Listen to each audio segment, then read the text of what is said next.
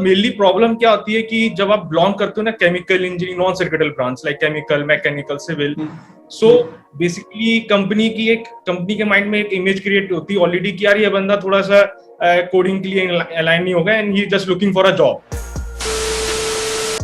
तो यार 4 से 5 जब मैंने एक बार पहले टीचर्स देखे, वहाँ पे पीएचडी और एमटेक वाले बहुत से लोग थे, असिस्टेंट जो होते हैं लैब असिस्टेंट, और फिर मैंने मशीनरी देखी। फिर अंदर से एक आवाज आई कि बेटा देखो तुम्हारे बस का नहीं है ये सब। तो मैंने उसी वक्त डिसाइड कर लिया कि जिस गली जाना नहीं उस गली का पता भी नहीं पूछना है। Hi everyone, I am Kushal. I am a software engineer at Microsoft and today we have with us Pratik Praveen, जो कि मेरा जिगरी दोस्त है, खास दोस्त है, और इसने जो अपने करियर में जो गिग्स करी है वो काफी अमेजिंग है और इंस्पिरेशनल है, जिसके बारे में हम जान रहे होंगे। आपको थंबनेल से थोड़ा आइडिया लग ही गया होगा। तो मैं बताऊं इससे बढ़िया प्रतीक ही बता देंगे। तो प्रतीक के इंट्रोडक्शन से शुरू करते हैं। Over to you. So everyone, my name is Pratik Praveen and I am graduated from National Institute of Technology Jalandhar from Chemical Engineering Department. And after that, I got placed in Tradence Analytics Solution Private Limited Company. I worked there as an analyst. And after that, I got a very best opportunity at Optum. And right now, I'm working as a software engineer. तो great यार। मतलब सबसे पहले तो ये बताओ कि जो सॉफ्टवेयर इंजीनियरिंग की अपॉर्चुनिटी है तुम्हें मिली कैसे? देखो, पहली बात तो प्रभु आपकी कृपा, रेफरल मांगा, लगाया, तो यार रेफरल से मिली। और मैं थोड़ा सा बोर भी हो गया था पिछली कंपनी में, काम नहीं सही हो रहा था, तो फिर मैंने थोड़ा सा अपॉर्चुनिटी देखना स्टार्ट भी किया। एंड और 2-3 जगह रेफरल का भी ट्राई किया, इवन मिले भी, बट सबसे पहले ऑप्टम भी चांसेस लग गया और हो भी गया, तो बस। तो प्रतीक, मैंने एक चीज देखी है, जो स्टूडेंट्स होते हैं उन्हें, जब जैसे आप केमिकल ब्रांच से थे या मैकेनिकल ब्रांच के स्टूडेंट होते हैं, रेफरल मिलने में बहुत दिक्कत होती है। तो आपने रेफरल के लिए किसे रीच आउट किया? कि ऑब्वियसली आपको पता होगा ना वहां से रेफरल मिल सकता है, तभी तो आपने रीच आउट किया उन्हें। एक्चुअली मैंने बहुत लोगों से बात की और इनफैक्ट काफी जो कि ऑलरेडी वर्किंग कोलिग्स हैं और अपने यार हैं, उनसे भी बात की। उनमें से एक तुम भी हो, तुमसे भी बोला था मैंने। तो एक रेफरल, मतलब मेनली प्रॉब्लम क्या होती है कि जब आप बिलोंग करते हो ना chemical engineering non circuital branch like chemical mechanical civil, so basically company के माइंड में एक इमेज क्रिएट होती है ऑलरेडी कि यार ये बंदा थोड़ा सा कोडिंग के लिए अलाइन नहीं होगा and he just looking for a job. एक स्टीरियोटाइप बना हुआ है। तो उस स्टीरियोटाइप को ब्रेक करने के लिए it's take a lot of hard work as well as you should have a good resume. उस पे इसके अलावा एक मेरा बैकग्राउंड में एक 6-7 महीने का ऑलरेडी एक एक्सपीरियंस भी गेन हो रखा था एनालिस्ट का, तो उसका भी मेरे को बहुत ज्यादा बेनिफिट मिला। तो so I reach out to like 4 से 5, तुमसे भी बोला। तो बेसिकली हाँ, जो आपके फ्रेंड्स थे, बेसिकली एलुमनाई नेटवर्क था आपके कॉलेज का, उनको आपने रीच आउट किया? या डेफिनेटली, मतलब जो भी आसपास के लोग, यार देखो रेफरल इट्स लाइक आसपास के लोग वही दिला सकते हैं, क्योंकि फालतू कोई सुनने को तैयारी नहीं है। लिंक्डइन पे आप 100 लोगों को मैसेज करो, 2 या 3 रिप्लाई देते हैं, इट्स वेरी बिग डील। तो reach out to like 2 to 3 more and मतलब ठीक है, 3-4 कंपनियों के मुझे रेफरल भी मिले थे, but I took the like Optum and this was my first referral accepted by the company, so that's why I took up this test. Yeah got it. तो प्रतीक, केमिकल इंजीनियरिंग से सॉफ्टवेयर इंजीनियरिंग का switch, ये अपने आप में एक बहुत बड़ी बात है, ठीक है, और जिसमें बहुत डिफिकल्टीज आपने सही होंगी, आपने मिस्टेक्स करी होंगी बहुत ज्यादा। और तो कैसा रहा आपका ये स्विच? कितनी डिफिकल्टीज थी, क्या क्या अच्छी चीजें हुई आपके साथ? तो उसके बारे में, अपनी जर्नी के बारे में थोड़ा सा बताओ। यार ये जर्नी में थोड़ा सा पहले चलते हैं। आज से लगभग जब इंजीनियरिंग स्टार्ट करने की हम मतलब जैसे स्टार्ट करने वाले थे, तो यार फर्स्ट ईयर जब पहुंचे कॉलेज में, तो हमें नहीं पता था कि what is chemical engineering, what is computer science. I really don't know कि मैं क्या करने जा रहा हूँ। मुझे ये पता था कि मेरे पास NIT JEE में सिलेक्शन हो गया है, दैट्स इट। मैं बहुत खुश था, घर वाले खुश, माँ बाप खुश, सब खुश, दोस्त खुश कि भाई तेरा NIT में हो गया, ठीक है, मैं बहुत खुश था। बट 1 साल इवन कॉमन क्लासेस चली सारी इंजीनियरिंग, तो उसमें भी पता नहीं लगा कि ठीक है हमारे साथ क्या अच्छा हो रहा है, क्या गलत हो रहा है, मैं आइडिया ही नहीं था। बट यार जब सेकेंड ईयर में ब्रांच वाइज क्लासेस लगी और लेबोरेटरीज हुई, तो मेरे को अच्छे से याद है। तो यार 4 से 5 जब मैंने एक बार पहले टीचर्स देखे, वहाँ पे पीएचडी और एमटेक वाले बहुत से लोग थे, असिस्टेंट जो होते हैं, लैब असिस्टेंट, और फिर मैंने मशीनरी देखी। फिर अंदर से एक आवाज आई कि बेटा देखो तुम्हारे बस का नहीं है ये सब। तो मैंने उसी वक्त डिसाइड कर लिया कि जिस गली जाना नहीं उस गली का पता भी नहीं पूछना है। तो फिर उसके बाद यार मैं थोड़ा सा डिप्रेस भी हुआ कि यार मैंने ये, मेरा रैंक भी अच्छा है, मैं क्यों यहाँ पे आया हूँ, मैं क्यों केमिकल मेरे को ली। कोई गाइड करने वाला नहीं था उस टाइम, क्योंकि आजकल तो सब यूट्यूबर्स है, तुम्हारे जैसे कुशल विजय भैया बहुत हैं। तो बट उस टाइम कोई गाइड करने वाला नहीं, तो मेरे को नहीं आइडिया। बट मेरे को थोड़ा सा मैंने बहुत सीनियर्स को रीच आउट किया कि यार सर ये मेरे को ये प्रॉब्लम है, and I really much inclined toward the IT, and I really want to learn a new stuff and coding skills as well as computer science stuff. So उन्होंने, मेरे जो सीनियर्स थे वो एक ही चीज बोलते थे कि बेटा देखो तुमने सबसे पहली बात तो पाप कर दिया है, कि तो इसका एक ही तरीका है, कुछ ना करो, इंडिया वेक्स पे जाके एप्टीट्यूड करो, उसके बाद एक कंपनी आएगी रिलायंस, उसमें होगा, उसमें एप्टीट्यूड अगर हो गया, वरना फिर तो यार देखो फिर तो मुश्किल ही है, फिर तो आपको गेट के करना पड़ेगा। मैं बहुत ज्यादा डिप्रेस, मेरे को समझ में नहीं आया मैं क्या करूँ ये। तो उस वक्त उसके बाद क्या हुआ कि 2-3 ऐसे सीनियर्स मिले जो कि नॉन सर्किटल ब्रांच थे। तो उनसे मेरी बात हुई, तो उन्होंने बोला कि यार अगर तू करना चाहता है, तू ये सोच लिया है कि तेरे को कोर में नहीं जाना है, तो मत, तो उसका चैप्टर क्लोज कर दे, अब ये देख तू करना क्या चाहता है। तो यार सच में वो जो था ना, मेरे को I really appreciate him, and मतलब he is my best senior. उन्होंने मेरे को एक चीज बोली कि तेरे को, तू सोच ही मत कि तू केमिकल में है, तू ये सोच कि तू एक कॉलेज में आया है, तू अपना करियर बनाना चाहता है आईटी फील्ड में। ऑनलाइन नेट पे बहुत सारे ऐसे रिसोर्सेज अवेलेबल हैं कि जिसकी वजह से तू एक सीएस ग्रेड को भी कंपटीशन दे सकता है। तो मैंने फिर उसके बाद बहुत सारे ऑनलाइन कोर्सेज लिए, Geeks for geek, leet code, and I took up so much coding challenge. And मेरे को सीएस बैकग्राउंड से नहीं बिलोंग कर रहा था, तो इवन मेरे को सीएस के कोर सब्जेक्ट्स भी पढ़ने थे, like operating system, DBMS, SQL. So इससे रिलेटेड भी मैंने बहुत सारे ऑनलाइन कोर्सेज लिए, और obviously all thanks to you कि बीच बीच में मैंने तुम्हारा जैसा रूममेट दोस्त जो मिला, जो मेरे को टाइम टू टाइम गाइड करता रहा। और बस ठीक है, ऐसी ऐसी करते रहे। और मैं एक ही चीज बोलूंगा कि जो सोचा है वो होगा, बस बिल्कुल होगा। मेरे को अभी भी याद है, प्रतीक मुझसे पूछा था कि कौन सी बुक लेकर आनी है, तो शॉपकीपर के पास जाके उसको, अब वो उस केमिकल ब्रांच से बिलोंग करते, उसे नहीं पता, उसने कारू मांची की तरह उसको देखा, उसे बोला भैया नागू मांची की बुक दे दो। वो एक फनी इंसिडेंट था, और आज का दिन है कि वो आज सॉफ्टवेयर इंजीनियर बन चुका है एक बहुत अच्छी कंपनी के अंदर, प्रोडक्ट बेस्ड कंपनी के अंदर। तो जो एक सपना था वो आज पूरा हो गया, और आगे भी बहुत एक्सेल करेगा वो अपनी जर्नी में भी। चलते हैं हमारे नेक्स्ट क्वेश्चन पे, जो कि है हायरिंग प्रोसेस एट ऑप्टिम। तो यार तुम्हारा जो हायरिंग प्रोसेस था, कितने राउंड्स हुए, क्या क्या डिफिकल्टी लेवल था, उसके बारे में बताओ। बिकॉज क्या बिल्कुल सिमिलर थे जो कि नॉर्मल स्टूडेंट्स के होते हैं जो कि कंप्यूटर साइंस से बिलोंग करते हैं, क्या कुछ डिफरेंस लगा, तो उसके बारे में थोड़ा बताओ यार। hiring process, after getting a referral, I received a test link within like 3 to 4 days. मतलब रेफरल लगाने के 3-4 दिन बाद ही मेरे को टेस्ट लिंक आया। तो मेरे को पहले बात तो कोई एक्सपेक्टेशन नहीं थी, क्योंकि मैं रेफरल लगा रहा हूँ, रिस्पॉन्स आ नहीं रहा है।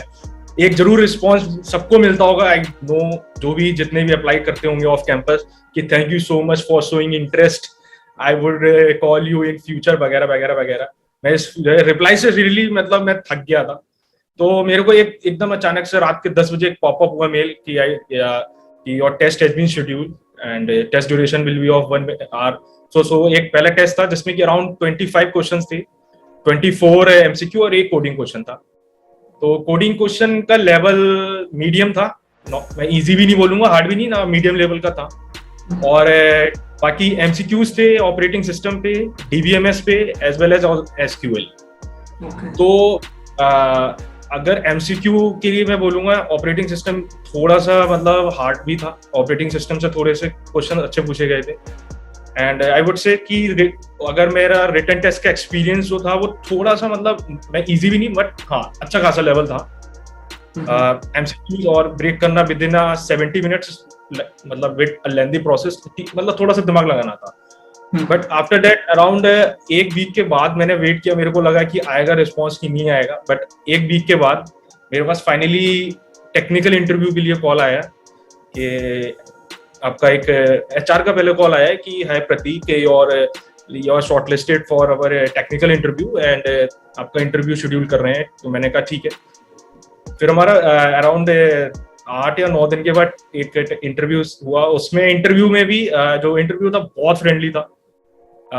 एक्चुअली वो he was a senior software engineer and he was like totally supporting me, like उससे बात करके मैं थोड़ा सा नर्वस था क्योंकि मेरा जो इंटरव्यू था वो अराउंड आफ्टर 5-6 महीने के बाद मैं देने जा रहा था, क्योंकि इससे पहले मैंने 5-6 महीने का ब्रेक एक इंटरव्यू में एक बहुत बड़ा एक अपने आप में एक चैलेंज होता है कि आप उस चीज के एक माइंडसेट तैयार करते हो अपने आप को कि हाँ कैसा है।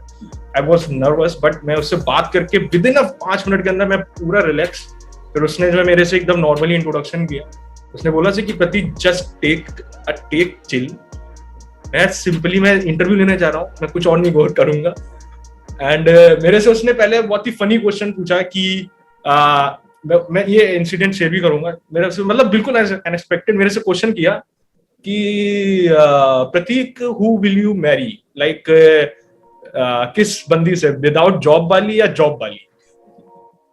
तो मैं थोड़ा सा टेक्निकल और मैं कंफ्यूज कि क्या ये कैसा क्वेश्चन है। तो मैंने थोड़ा सा फिर तुरंत ही मैंने आंसर किया कि it's totally I don't know, it's totally depend on I would like to marry the love of my life. तो उसने कहा ठीक है बट ऐसा कोई कंडीशन तो नहीं है कि जॉब या बिना जॉब। तो मैंने कहा यार ऑब्वियस उसकी चॉइस है, मैं कोई फोर्स नहीं कर सकता। फिर देन वो थोड़ा सा कंफर्टेबल करके देन ही asked me like one question on the on the first question was on the DBMS. He asked me about the normalization and second question like asked on the DP. सबसे पहले मेरे से DBMS पे काफी question हुए। DBMS पे approximately मेरे से 6 से 7 क्वेश्चन हुए। फिर उसके बाद DSA से approximately 1 question from the DP and another question from the basic link list. और फिर उसके बाद एक जस्ट एक ऑब्जेक्टिव, मतलब ही वाज चेकिंग लाइक कि तुम इंटरेस्टेड किस में हो न्यू। तो उसने मेरे को 2 ऑप्शन दिए कि लाइक नया कोड डेवलप करना चाहोगे या एग्जिस्टिंग कोड को डेवलप करना चाहोगे। तो मैं थोड़ा सा मैं मन में सोचने लगा कि मेरे को नया कोड, तो मेरे को एग्जिस्टिंग कोड कुछ भारी से दे दिया, मैं क्या करूंगा, मेरे को तो थोड़ा आइडिया भी नहीं है। तो मैं थोड़ा सा स्मार्ट खिला कि मेरे को नहीं एग्जिस्ट नहीं। तो उसने मेरे से पूछा भी कि क्यों, what is the reason behind this. मैंने कहा कि मैंने थोड़ा सा स्मार्टली आंसर किया कि यार I would like to inject some new innovative ideas to my code. So तो इस तरीके से थोड़ा सा प्रेजेंस ऑफ माइंड और थोड़ी सी स्किल्स, थोड़ा सा नॉलेज, तो इससे क्या होता है कि इंटरव्यू थोड़ा सा स्मूथ निकला। एंड देन वो फिर अगेन मेरे से फिर से वो फ्रेंडली हुआ एंड फिर मेरे से पूछा कि व्हाट इज योर हॉबीज, तो क्या घूमना पसंद है। In fact he was talking to me in Hindi. तो मेरे को बड़ा एकदम फ्रेंडली सा लगा कि he was a really good guy। And फिर उसके बाद उसने मेरे से एक सिंपल सा क्वेश्चन किया कि are you comfortable in back end और फ्रंट एंड। तो मैंने कहा कि I would like to just go, मेरा पर्सनल इंटरेस्ट है, मैंने ऑलरेडी थोड़ा सा काम बैक एंड पे कर रखा था, तो मैंने इसको बैक एंड ही बोला। तो उसने मेरे से पूछा भी कि why not back front end. तो मैंने कहा यार फ्रंट एंड में it's like lot of commands, lot of tough stuffs are there, जो कि मतलब रटना पड़ता है, तो it's not good for me. So like I really want to learn new technologies in the backend area। तो कहता है it's very good and nice to meet you। और फिर उसके बाद जो है एक बस यही इंटरव्यू था। उसने मेरे से लास्ट को एक जो स्टैंडर्ड क्वेश्चन होता है, एनी क्वेश्चन, तो मैंने 2-3 वो फॉर्मेलिटी के लिए, वो तुम्हें भी बताया, मुझे भी बताया कि what are the technologies we are going to work. और उसने पता नहीं 50 टेक्नोलॉजी के नाम दे दिया, मुझे कुछ आइडिया नहीं था। मैं बड़ा काम कर रहा हूँ तो मैं थोड़े आइडिया लग रहा है। और फिर उसके बाद ये अप्रोक्सीमेटली 1 घंटे इंटरव्यू चला था। और 1 घंटे बाद उसने बस बोल दिया कि ठीक है, I communicate you, our team will communicate you in future. तो फिर मेरे को नॉर्मली मैंने लोगों से पूछना चालू किया। मैं फिर पैनिक बहुत हुआ, मैंने नॉर्मली से लोगों से पूछा जो ऑलरेडी ऑफ कैंपस क्रैक कर रखे थे ऑप्टम में। उन्होंने बोला कि मेरा 1-2 दिन में ही आ गया एचआर का कॉल, और अगर तेरे को नहीं आ रहा तो उसका मतलब तू रिजेक्ट हो गया। तो मतलब ऐसा सभी लोग बोल रहे थे। तो मैंने एकदम होप छोड़ दी, क्योंकि मेरे 3 दिन निकल गए। मैंने सोचा कि भाई ये भी गया, यहाँ पे भी मैं रिजेक्ट हो गया। और मैं मन में मेरे गंदे ख्याल हो रहे, मेरे से क्यों पूछ के गए इतने फालतू सवाल जब रिजेक्ट ही करना था। तो मेरे को याद है, मैं उस वक्त जो है मैं ट्रेवल कर रहा था, मैं कार में था, और मेरे को अचानक से एक मेल आया कि there is a HR discussion और 1 घंटे बाद ही शेड्यूल था, मेरे को अप्रोक्सीमेटली 3:30 पे मेल रिसीव हुआ, 1 घंटे बाद ही था। तो मैंने कहा भाई ये मेल तो आया, इसका मतलब कुछ तो है। तो फिर इसके बाद मैंने 1-2 लोगों को कॉल किया जो कि ऑलरेडी ऑप्टम में काम कर रहे थे, उनसे मैंने पूछा कि वो कहते कि भाई हो गया तेरा, कॉन्ग्रेचुलेशन। मैंने कहा ऐसे कैसे हो गया, ऐसे थोड़ी होता है।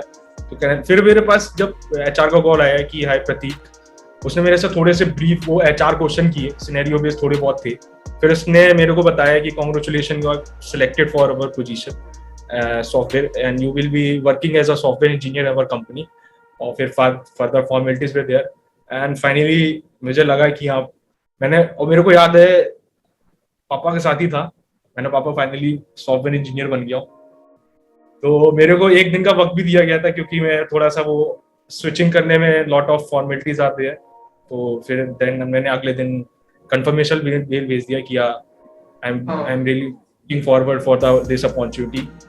ग्रेट क्योंकि ये कुछ ऐसी चीजें, कुछ ऐसी टिप्स आप देना चाहोंगे उन स्टूडेंट्स को, नॉन सर्किटल स्टूडेंट्स को, जो चीजें उन्हें नहीं करनी चाहिए to get a good job in product based companies? मैं सबसे पहले तो ये बोलूंगा कि यार सब जो तुम जिनसे पूछते हो ना जाके कि जो तुम सीनियर्स को, पहली बात तो भगवान ना बनना बंद करो। कि यार हो सकता है कि उन्होंने वो जो पाथ फॉलो किया हो उनको सक्सेस मिल गई, बट जरूरी नहीं है तुम्हें भी मिल जाए। तुम्हारा खुद का कुछ एक अलग होना चाहिए, तुम्हें अंदर से तुम पहले बात तो क्लियर होना चाहिए कि तुम्हें करना क्या है, और जो नहीं करना उसके बारे में पूछना भी नहीं है। जो करना है उसके बारे में प्लान करो, और प्लीज फालतू इंटरेक्शन करना बंद करो, क्योंकि 10 लोग हैं, 10 लोग ज्ञान देंगे, आप बस कंफ्यूज होगे, एट द एंड वही करोगे जो तुम करना चाहते हो। तो stop wasting time, just concentrate on yourself. और रिसोर्सेज बहुत अवेलेबल है, और आज के टाइम में यूट्यूबर्स हैं जो कि बहुत अच्छा अच्छा ज्ञान दे रहे हैं। मैं तब भी बोलूंगा ब्लाइंडली उन्हें भी फॉलो मत करो, अपने ऊपर कुछ ना कुछ फेथ बना के रखो कि हाँ मेरे को क्या करना है, मेरे के लिए क्या सही है। हो सकता है कि मेरे को ये टॉपिक सीख के मेरे को ज्यादा अच्छा लग रहा हो, मैं ये पढ़ के मेरे को थोड़ा सा और अच्छा सीख रहा हूँ। तो इट्स ऑलवेज ऑन यू कि लाइक तुम क्या करना चाहते हो। तो बस एट द एंड मैं ये बोलूंगा, जो सोचा है वो होगा। That's it. ग्रेट प्रतीक, बहुत अच्छा लगा आपसे बात करके। आई होप सबको मजा आया होगा, कुछ नई चीजें जानने को मिली होगी, और मोटिवेशन तो जरूर भी मिला होगा, इंस्पिरेशन मिली होगी। अगर आपको फिर भी कोई डाउट्स रह गए तो प्लीज प्रतीक से कनेक्ट करिए। उनका जो लिंक्डइन आईडी है उसका आपको लिंक डिस्क्रिप्शन में मिल जाएगा। मुझसे कनेक्ट करने के लिए भी आपको बहुत सारे लिंक्स डिस्क्रिप्शन में मिल जाएंगे। कोई और डाउट है तो कमेंट सेक्शन आपके लिए हमेशा खुला है, और मेरे बाकी सोशल हैंडल्स भी खुले हैं। थैंक यू प्रतीक, मिलते हैं आपसे अगली किसी वीडियो में, तब तक के लिए बाय बाय, टेक केयर।